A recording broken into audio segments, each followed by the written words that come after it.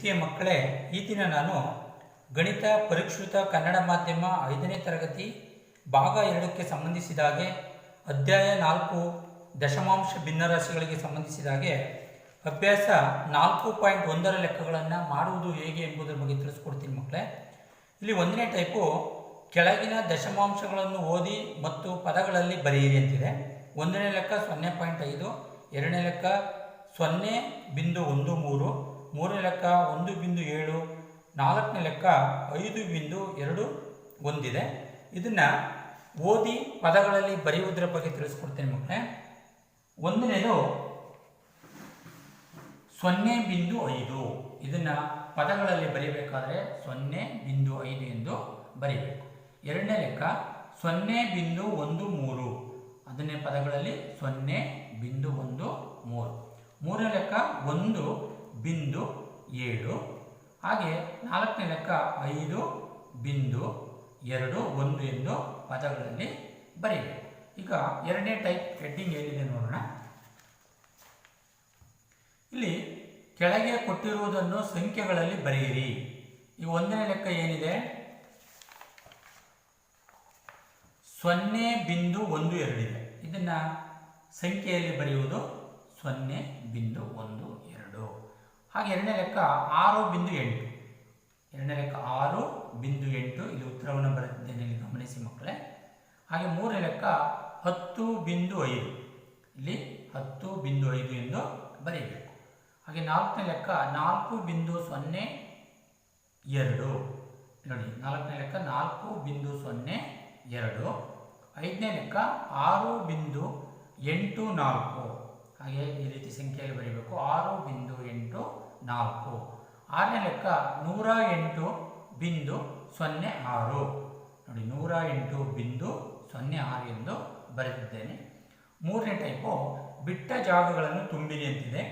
ಈ ಬಿಟ್ಟ ಜಾಗಗಳನ್ನು ಪುಸ್ತಕದಲ್ಲಿ ಇದೆ ಮಕ್ಕಳ, ನೀವು ನೋಟ್ ಪುಸ್ತಕವನ್ನು ತೆಗೆದುಕೊಂಡು ಬರೆದಿಟ್ಕೊಂಡು ಈ ಉತ್ತರವನ್ನು ಬರೆದಿದ್ದೇನೆ, ಇಲ್ಲಿ ಗಮನಿಸಿ. ಇಲ್ಲಿ 1ನೇ ಲೆಕ್ಕ 8 ಮಿಲಿಮೀಟರ್ ಈಕ್ವಲ್ಸ್ ಡ್ಯಾಶ್ ಸೆಂಟಿಮೀಟರ್ ಇದೆ. ಇದಕ್ಕೆ ಉತ್ತರ 0.8 ಅಥವಾ ನಾವು 0.8 ಎಂದು ಹೇಳಬಹುದು. 2ನೇ ಲೆಕ್ಕ 75 ಮಿಲಿಮೀಟರ್ ಡ್ಯಾಶ್ ಸೆಂಟಿಮೀಟರ್. ನೋಡಿ, 75 ಮಿಲಿಮೀಟರ್ ಈಕ್ವಲ್ಸ್ ಡ್ಯಾಶ್ಗೆ 7.5 ಸೆಂಟಿಮೀಟರನ್ನು ಬರೀಬಹುದು.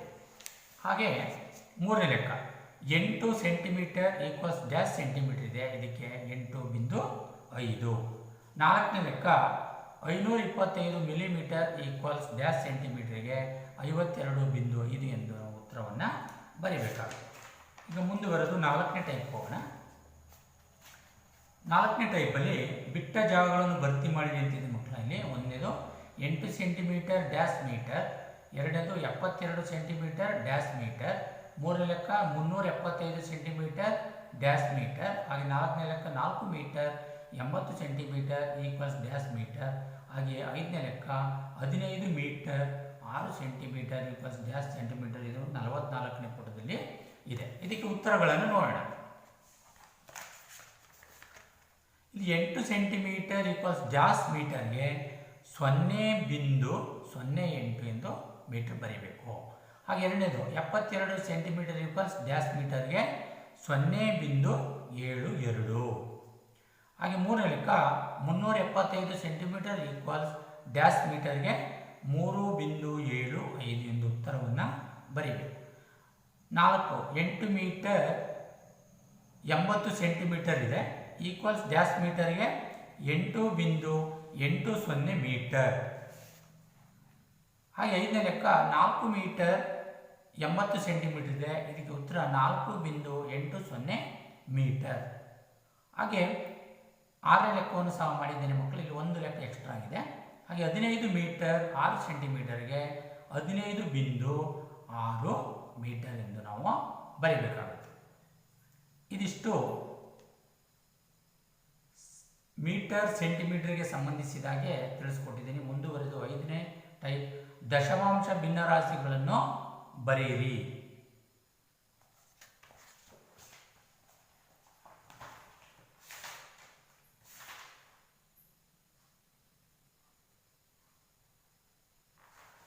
ಇಲ್ಲಿ 0 ಬರಬೇಕು ಮಕ್ಕಳ. ಇಲ್ಲಿ 15.06 ಬರೆದುಕೊಳ್ಳಿ.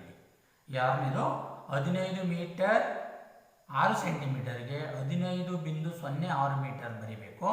ಈಗ 5ನೇ ಟೈಪ್ ಏನಿದೆ ನೋಡೋಣ.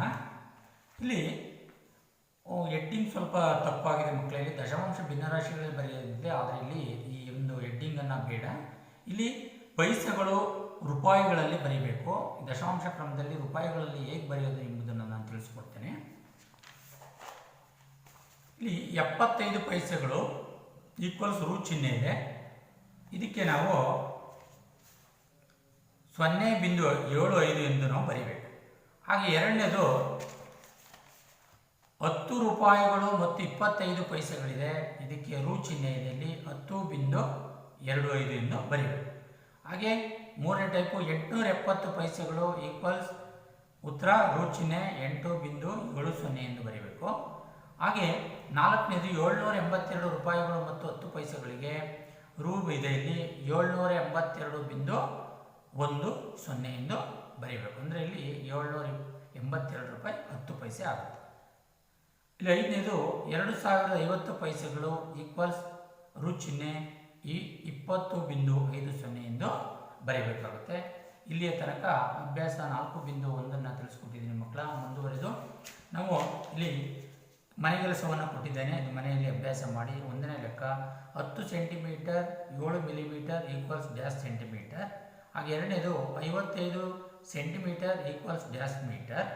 ಮೂರನೇದು 6 metre 70 centimetre equals dash metre. ನಾಲ್ಕನೇದು 675 ರೂಪಾಯಿಗಳು ಮತ್ತು 25 ಪೈಸೆಗಳು ಈಕ್ವಲ್ಸ್ ಡ್ಯಾಶ್ ರೂ ಚಿಹ್ನೆ ಇದೆ. ಇದಕ್ಕೆ ಈ 4 ಮನೆಯಲ್ಲಿ ಅಭ್ಯಾಸವನ್ನು ಲೆಕ್ಕಗಳನ್ನು ಮಾಡಿ. ಈ ವಿಡಿಯೋ ಇಷ್ಟ ಆದರೆ ಲೈಕ್ ಮಾಡಿ, ಇತರರಿಗೂ ಶೇರ್ ಮಾಡಿ ಅಂತ ಕೇಳ್ಕೊತ ಈ ವಿಡಿಯೋ ಮುಗಿಸ್ತಾ ಇದ್ದೀನಿ. ಧನ್ಯವಾದಗಳು.